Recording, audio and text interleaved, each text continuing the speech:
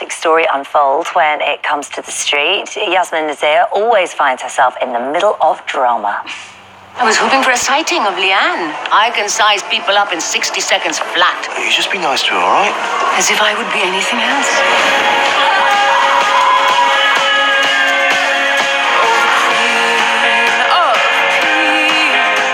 45 years, and I've never regretted it. Me neither. Hey, guess what? We're getting married! Congratulations! Maybe we should cut our losses. What do you mean by that? Call it a day. How long? 7 years. He's abandoned his family. Rana's been having an affair. He's Kate. Kate, stay here for the time being. The two of you. Treat each other with a bit of respect, and I will keep your secret. Move out and I won't. Well, tonight it's not set to get any better as she's in the middle of another sinister turn of events. And Shelley King, who plays Yasmeen, is here now, and it's really lovely to see you. Hello, it's lovely to be here. Thank you. She's quite a remarkable character, actually, isn't she? She's very popular, and you yourself really admire her. Oh, I love her. I wish I was more like her, but she's a bit like me because there's always a bit of us. Yeah. In there. But I like the fact that, I mean, when you were asked to play this, I mean, you have an amazing career on stage, you're a very fine actress. So you do something like this and think, right, okay, I want to make my mark here, right? This woman has to be something that I want her to be. Yes. And what did you ask for? What did she have to be? Well, I didn't want her to be stereotypical in any way. You know, she was born, she's 2 years older than me. Anyway, she is. So she was born into a Pakistan that was essentially a secular country. And where a lot of people, and I'm using the Indian subcontinent, middle-class people sent their kids to this country. Now it's America, but usually to this country. She's British educated. She has a first-class degree in English. So I wanted to show this woman who wasn't what a lot of people imagine Muslim or Pakistani women to be. That she has a much more eclectic and open way of life. She is very open-minded. And she is accepting of every religion and every color and every creed. And for instance, I think that's why she was very open, and we talked about this a lot, but she would be much open to her granddaughter-in-law's realization that she was in love with a woman. And you also understand that Coronation Street has a real influence on people's lives. Absolutely. And so that there is a responsibility with that. So especially with a story like this, it needs to be handled correctly. So how did those sort of conversations go? Well, exactly in that way. Because we've tried to show both ends of the possible scale in that Rana's parents really do not approve. Yeah. But because Yasmeen was herself ostracized by her parents because she married a man much below her class. She understands. She understands what it's like to be told not to do something. And she may well have made the wrong decision at the age of 17, marrying this man and coming to this country and having to work and pay her own university charges. I think that what she's doing, she loves her grandson hugely. And what she thinks she's doing is giving them a chance to breathe. Everybody, Kate, Rana, Zidan, everybody a chance to breathe in their relationship. And I think that's very important because she was never given that chance to breathe. But as you say, not all members of the family feel the same way. Yes. And this is where we're heading for what is it's a double bill tonight, and this is tense stuff. We'll show you a clip because obviously Rana's mother is manipulating her, getting her to the airport. Yeah. The rest of the family are in. We'll talk about the car in just a moment. Yes, we will. But the rest of the family are off to try and stop her. Right. Hope you know the rat runs him around.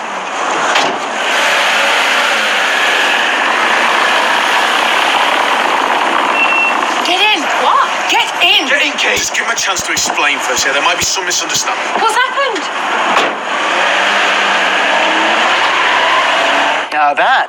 Now we could continue to talk about the storyline, but you are a real petrol head. I am a petrol head. And you properly wanted to drive that car. I really wanted to drive that car. You know, when originally we had sort of handbrake turns and all this sort of thing written in, but Which all are things you can do. I'd love to. Slides, things like that. Bit of drifting. Bit of drifting. Okay, so if you could rewrite that script then, and you could have been driving, she could have been driving any car to that airport, what car would be your dream car? Ooh, I don't know. You know, I have a Porsche C4 GTS. I wouldn't mind because I'm very happy with that car. I wouldn't mind, you know, maybe a prancing horse, Ferrari, something like that. I mean, it'd be unusual on the street, wouldn't it? You know, but my husband, God rest his whatever. Anyway, he's gone now. But he had a Mercedes, and it used to disappear. Well, we didn't know where. We thought there might be the cobbles went up like that, and the Mercedes disappeared. Yeah, of course. So maybe Yasmeen still has it. No, anyway.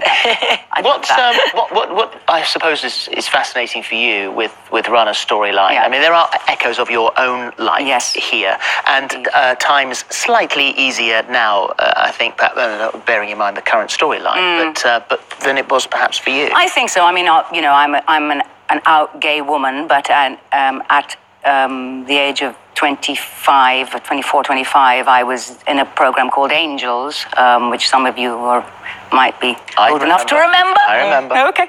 And what then the producers, the wonderful Julia Smith and Tony Holland, suggested was that they would make my character gay. And I just wasn't ready. I mean, the world was a different world. I didn't even know how to deal with my own sexuality then. You know, I lived in Chelsea at the time, and I walked down to a club called Gateways, which was the only club, because I'd seen it in Sister George, because Beryl Reid had gone to this, so I knew it was a lesbian club.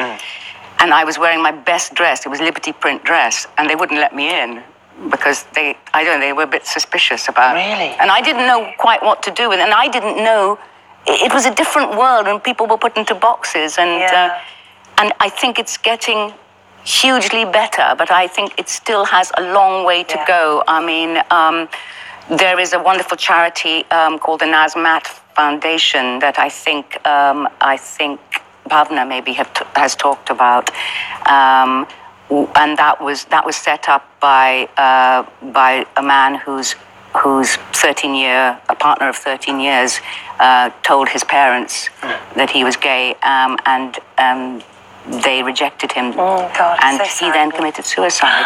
But if anybody's interested, they might like to Google the Nazir Foundation. Well, we'll put the details on our website. So things are still happening, and it's not. I mean, I don't, and I think we shouldn't, and it's not religion specific.